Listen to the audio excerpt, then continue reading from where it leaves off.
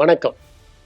நம்ம கொஸ்டின் பேப்பர்ஸ்ல பல்வேறு விதமான டேர்ம்ஸை நம்ம பார்க்கலாம். உதாரணத்துக்கு compare, contrast, criticise, define, describe, discuss, evaluate, enumerate, explain, illustrate, justify, outline, trace, review, relate, இந்த மாதிரி நிறைய வாசகங்களை நம்ம பார்க்கலாம். நம்ம என்ன பண்றோம்னா, எந்த அந்த டேர்ம் இருந்தாலும் நம்ம என்ன படிச்சோமோ அதை அப்படியே எழுதிட்டு வர்றதுதான் நம்முடைய நடைமுறையா இருந்தது. இதனாலேயே பல மாணவர்கள் அந்த டைமை சரியா மேனேஜ் பண்ணாம போயிடுறாங்க. டு த பாயிண்ட், பிரீஃபா, அழகா ஒரு ரிப்ளை அவங்க கொடுக்க முடியாம போயிடுது. இந்த ஒவ்வொரு டேர்முக்கும் ஒரு மீனிங் இருக்கு. அந்த மீனிங் என்ன அப்படிங்கிறது தான் இந்த செஷன்ல நம்ம பார்க்க போறோம். முதலாவதா கம்பேர் அப்படின்னா என்ன? ரெண்டு பொருள்களை நாம ஒப்பிட போறோம். இந்த ரெண்டுக்கும் சிமிலாரிட்டிஸும் இருக்கும், டிஃபரன்சஸும் இருக்கும். உதாரணமா நார்த் இந்தியன் ரிவர்ஸ்க்கும் சவுத் இந்தியன் ரிவர்ஸ்க்கும், சவுத் இந்தியன் ரிவர்ஸ்க்கும் நார்த் இந்தியன் ரிவர்ஸ்க்கும் என்ன வித்தியாசம் அப்படிங்கறத பார்த்தோம்னா, நார்த் இந்தியன் ரிவர்ஸ் நிறைய பெரனியல், நம்ம சவுத் இந்தியன் ரிவர்ஸ்ல சிலதுதான் பெரனியல்,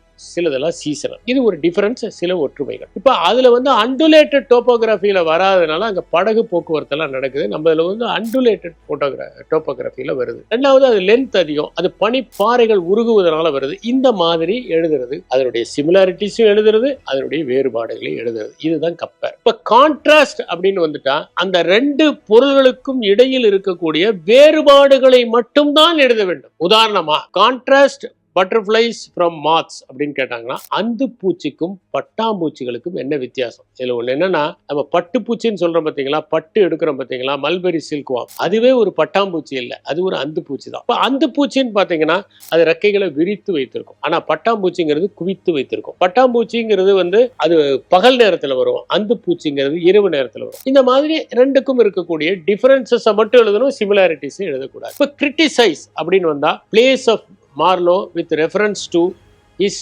ஹியூமர் அப்படின்னு கேட்டாங்கன்னா, மார்லோ ஏன் ஹியூமரஸா தன்னுடைய பிளேவெல்லாம் எழுத முடியல அப்படிங்கிறத பத்தி நாம சொல்லணும். அல்ல ஒரு பாலிசியவோ அல்லது ஒரு ப்ரோக்ராமையோ அல்லது ஒரு பிளேவையோ எடுத்துக்கிட்டு அதை கிரிட்டிசைஸ் பண்ண சொல்லலாம். அப்ப நாம அதுல என்ன பாதிப்பு இருக்கு, அது ஏன் ஏற்றுக்கொள்ளப்படலை அப்படிங்கிற அதனுடைய ஷார்ட் கமிங்ஸை எழுதுவோம். நம்ம இதுதான் கிரிட்டிசைஸ். பாசிட்டிவ் பாயிண்ட்ஸும் எழுதுவோம், அதே டைம்ல ஷார்ட் கமிங்ஸ் எழுதுவோம். ஒரு கிரிட்டிக்கா அனலைஸ் பண்றது தான் அதனுடைய வேலை. அடுத்தது define. Define Archimedes principle, define Newton's laws of motion, define microbiology. அப்படின்னா கிறிஸ்பா அந்த டெஃபினிஷன்ல ஒரு சொல் கூட மாறாமல் எழுதணும், அதுதான் டிஃபைன். இப்ப டிஸ்கிரைப்னு சொல்றாங்கன்னு வச்சுக்கோங்களேன், மவுத் பார்ட்ஸ் ஆஃப் காக்ரோச் அப்படின்னு கேட்டாங்கன்னா அதனுடைய மவுத் பார்ட்ஸ் ஒவ்வொன்றையும் நம்ம விரிவா எழுதணும். டிஸ்கிரைப் த எலிமெண்டரி கெனால் அப்படின்னு கேட்டாங்கன்னா நம்மளுடைய உணவு குழாயினுடைய பல்வேறு பாகங்கள் எதுக்கு பயன்படுது அப்படின்னு விரிவா எழுதுறது தான் டிஸ்கிரைப். இப்போ டிஸ்கஸ் அப்படின்னு ஒண்ணு கேட்கறாங்க, டிஸ்கஸ் தி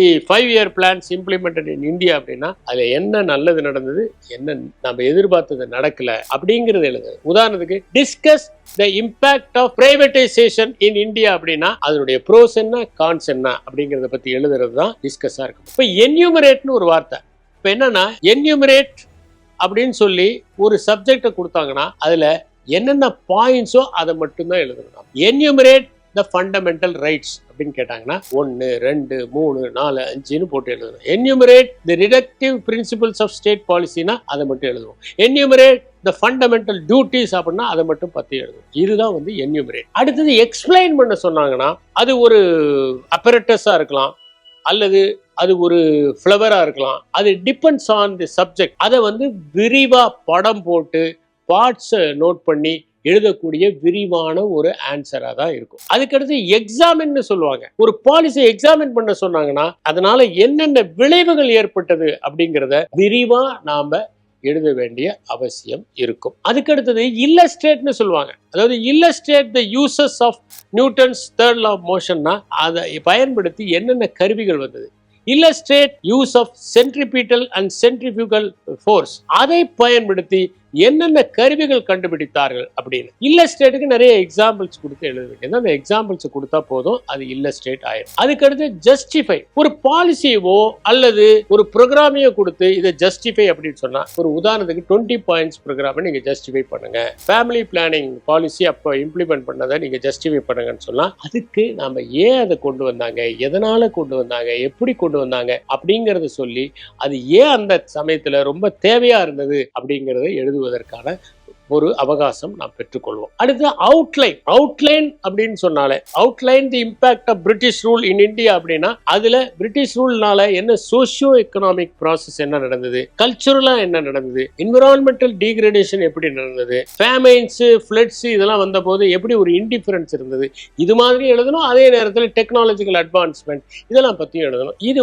அவுட்லைன் அப்படிங்கிற அந்த ஆஸ்பெக்டை ஃபுல்ஃபில் பண்ணக்கூடிய. இப்ப ரிலேட் பண்ணுங்க அப்படின்னு சொன்னா ரெண்டு விஷயத்தை நம்ம ரிலேட் பண்ண வேண்டியதான், ஒன்னையும் இன்னொன்னு. ஒரு உதாரணத்துக்கு the green revolution vis a vis the white revolution அப்படின்னா ரெண்டுலையும் என்ன மாற்றங்கள் நடந்தது அப்படின்னு நாம இது பண்ணுவோம். இப்போ ஒரு உதாரணத்துக்கு ரிவ்யூ அப்படின்னு ஒன்று, அது ரிவ்யூனா நாம அதை ரிவ்யூ பண்ணணும். அதனுடைய over a period of time அது எப்படி நடந்திருக்கு, அதனால என்னென்ன மாற்றங்கள் ஏற்பட்டிருக்கு, என்ன பாதிப்புகள் ஏற்பட்டிருக்கு. உதாரணத்துக்கு green revolution is a myth review அப்படின்னு சொன்னாங்கன்னா, கிரீன் ரெவல்யூஷன் எந்தெந்த கிராப்ல நடந்தது, எந்தெந்த பகுதியில நடந்தது, ஏன் மைனர் மில்லட்ஸ்ல நடக்கல, ஏன் பல்சஸ்ல நடக்கல, ஏன் ஆயில் சீட்ஸ்ல நடக்கல, ஏன் சில பெல்ட்ல மட்டும் நடக்குது அப்படிங்கறத ஒரு ரிவ்யூ பண்ண வேண்டியதா இருக்கும். அதுதான் ரொம்ப முக்கியம். இப்ப ஸ்டேட் அப்படின்னு வந்தா அதுல கரெக்டா நாம என்னென்ன பாயிண்ட்ஸ் இருக்கோ அதை மட்டும் எழுதுவோம். உதாரணத்துக்கு state the importance of village panchayat அப்படின்னா வில்லேஜ் பஞ்சாயத்து என்னென்ன ரோல், ஏன்னா அந்த மக்களுக்கு தேவையானதை அந்த வில்லேஜில் இருக்கிறவங்க தான் முடிவு பண்ண முடியும். ஏன்னா நம்முடைய planning and approach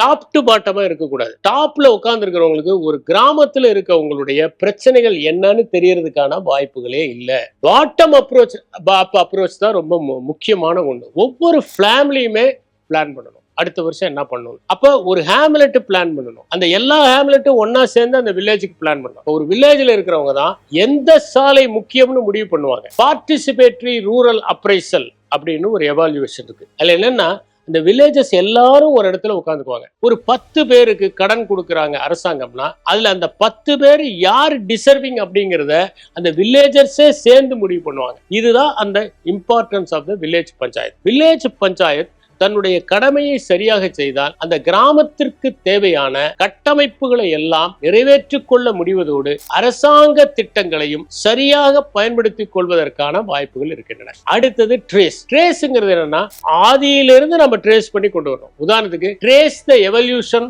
of social reforms movement in India அப்படின்னா நம்ம தொடக்கத்திலிருந்து ராஜாராம் மோகன் ராயில இருந்து ஆரம்பிக்கணும். அப்ப இருந்து அதே மாதிரி ஃபூலே என்ன பண்ணாங்க, சாவித்ரி ஃபூலே என்ன பண்ணாங்க, இந்த மாதிரி பல்வேறு சோசியல் ரிஃபார்மர்ஸ் என்னென்ன மாதிரி எல்லாம் செய்து இந்த சமூகத்தில் புறையோடி போயிருக்கின்ற பல தேவையில்லாத பழக்கங்களை களைவதற்கு முன் வந்தார்கள். சாவித்ரி ஃபூலே எல்லாம் பெண்கள் கல்விக்காக அர்ப்பணிச்சு அவங்க மேல யார சகதிய வாரி இறைச்சா கூட பொருட்படுத்தாம வீட்டுல இருந்து ஒரு புடவை கட்டிட்டு போவாங்களாம். அந்த சகதியெல்லாம் வாரி இறைச்சோன்னா அங்க போய் ஸ்கூல்ல போய் வேற புடவை கட்டிக்குவாங்களாம். இந்த மாதிரியான விஷயங்கள். இதனால ஒவ்வொரு டேர்முக்கும் ஒரு குறிப்பிட்ட அர்த்தம் இருக்கு. நிறைய பேர் என்ன பண்ணுவாங்கன்னா இந்த டேர்ம்ஸ் பத்தி கவலைப்பட மாட்டாங்க. காம்படிட்டிவ் எக்ஸாம்ல அவங்க என்ன படிச்சிருக்காங்களோ அதை எழுதுவாங்க. இதுல என்னன்னா ஒரு 5 மார்க்குக்கு ஒரு கேள்வி இருக்கும், இன்னொன்னு 20 மார்க்குக்கு ஒரு கேள்வி இருக்கும். 20 மார்க்குக்கான கேள்வியில எக்ஸ்பிளைன் இருக்கும், டிஸ்கிரைப்னு இருக்கும், ட்ரேஸ்னு இருக்கும்.